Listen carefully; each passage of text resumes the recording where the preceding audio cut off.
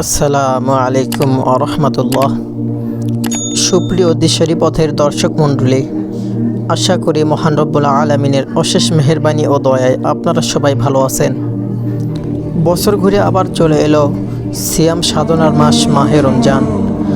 আত্মশুদ্ধির এই মাস নিয়ে রব্বুল আলামিন পবিত্র কোরআনে বলেন, তোমাদের উপরে রোজা ফরজ করা হয়েছে যেমন করা হয়েছিল তোমাদের পূর্ববর্তীদের উপর, যাতে তোমরা তাকওয়া বা আল্লাহ ভীতি অর্জন করতে পারো। সুবহানাল্লাহ।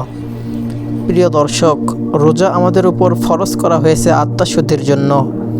রোজা আমাদের উপর ফরজ করা হয়েছে ক্ষুধার্তদের আহার অনুভব করার জন্য, ক্ষুধার্তদের ক্ষুধার যন্ত্রণা অনুভব করার জন্য। আত্মশুদ্ধির এই মাসে অনেকেই যে বিষয়টি নিয়ে সন্দিহান থাকে তা হচ্ছে ইফতার এবং সেহরিতে খাদ্য তালিকায় কোন কোন খাবার রাখলে সুস্থ এবং সফলভাবে সারা মাস রোজা রাখা যায়। আবার কিছু কিছু মানুষ এতটাই বেপরোয়া, সারাদিন রোজা রাখার পরে ইফতারে এত অত্যাধিক মাত্রায় খেয়ে ফেলেন যে শেষ পর্যন্ত তার অসুস্থতার কারণ হয়ে যায়। এছাড়াও রোজার মাসে যে মূল উদ্দেশ্য ইবাদত বা আত্মশুদ্ধি, সেটা সম্ভব হয় না, কারণ অধিক ভক্ষণের কারণে শারীরিক দুর্বল এবং ভারী হয়ে পড়ায় ইবাদত বন্দেগী করতে পারে না। প্রিয় দর্শক, শুধু তাই নয়, রমজান মাসে সেহরির সময় অধিক মাত্রায় খাদ্য গ্রহণ ও অধিক মাত্রায় পানি পান অত্যন্ত ক্ষতিকর। আজকে আমরা আলোচনা করব রমজানের সেহরিতে আমাদের দেশের অধিকাংশ মুসলিমরা যে ভুলটি করে থাকেন। সারাদিন যেন পিপাসার্ত না হন, যাতে পিপাসা যন্ত্রণা ভোগ করতে না হয়, এই ধারণা থেকে সেহরির পর অধিক মাত্রায় পানি পান করেন।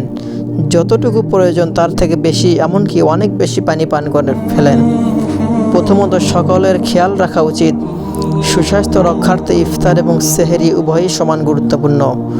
অনেক সময় ইফতারের উপর আমরা যতটা প্রাধান্য দিয়ে থাকি, সেহরির উপর ততটা প্রাধান্য দেই না, যার ফলে আমরা রোজা রেখে হয়ে যাই ক্লান্ত এবং অসুস্থ।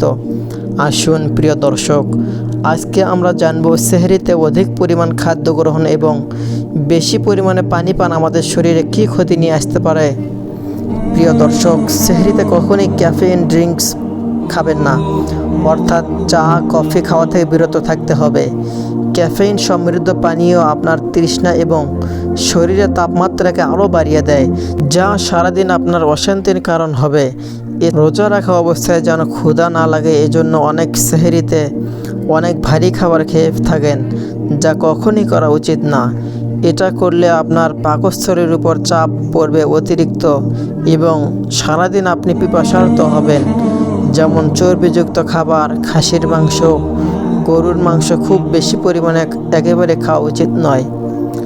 সেহরিতে মাংস খেলে আপনি মুরগির মাংস খেতে পারেন, তাও পরিমিত খাওয়া উচিত, এর বেশি না। অনেকেই পরিবার পরিজন নিয়ে রেস্তোরাঁর মশলাদার মাংস, বিরিয়ানি বা কাচ্চি খেতে যান। তৈলাক্ত এই খাবারগুলো সেহরিতে খেলে সকাল থেকে বুক জ্বালা পোড়া শুরু হওয়ার সম্ভাবনা থাকে। কোনোভাবেই ভাজা পোড়া খাবেন না। এবার আসুন অতিরিক্ত পানি পান করার বিষয় নিয়ে কথা বলি। আপনি জেনে অবাক হতে পারেন, সেহরিতে অনেক বেশি পানি পান ডেকে আনতে পারে হজমজনিত সমস্যা। তবে এটা অনেকটাই নির্ভর করে আপনি কতটুকু গ্রহণ করছেন তার উপরে। শরীরে প্রচুর পরিমাণ পানি খেলে সারাদিন আর আপনি পানির পিপাসা লাগবে না বা আপনি দুর্বল হবেন না বা গলা শুকিয়ে যাওয়া ভাব থেকে বাঁচতে সেহরিতে প্রচুর পরিমাণে পানি খাওয়া সম্পূর্ণ একটা ভুল ধারণা।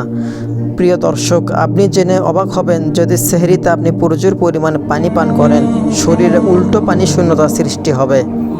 সারাদিন রোজা রাখতে গিয়ে বা অতিরিক্ত ঘামের সৃষ্টি করবে। শুধু তাই নয়, পানি পান করা স্বাস্থ্যের পক্ষে যেমন ভালো, অতিরিক্ত পানি সেহরিতে সময় পান করা তেমনভাবেই খারাপ। যেমন স্বাভাবিকভাবে রোজা ছাড়া আমরা দিনে 6 গ্লাসের বেশি পানি পান করাকে স্বাস্থ্যসম্মত বলে মনে করি না। আর সেহরিতে যদি আপনি একাই অধিক পরিমাণে পানি খেয়ে ফেলেন, তাহলে বেশি পানিটা মূত্রাশয়ে জমে মূত্রাশয়ে ক্যান্সারের সৃষ্টি করতে পারে। তাছাড়া যারা আবার একেবারে সেহরিতে পানি খুব বেশি কম পান করেন, তাদের ক্ষেত্রে কিন্তু একই সমস্যার সৃষ্টি হতে পারে, অর্থাৎ মূত্রাশয়ের ক্যান্সার সৃষ্টি হতে পারে। তাই আপনি পানি পান করুন বুঝে শুনে, যতটুকু প্রয়োজন ততটুকু, তার বেশি না। সেহরিতে পেটের একটু অংশ খালি রাখার চেষ্টা করুন।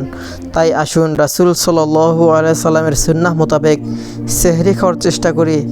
আল্লাহর রাসূল সাল্লাল্লাহু আলাইহি সাল্লাম সেহরিতে অল্প পরিমাণ হাদিস থেকে পাওয়া যায়, আল্লাহর রাসূল সাল্লাল্লাহু আলাইহি ওয়াসাল্লাম সেহরিতে 2টি খেজুর এবং 1 গ্লাস দুধ পান করতেন এবং পেটের এক অংশ খালি রাখতেন।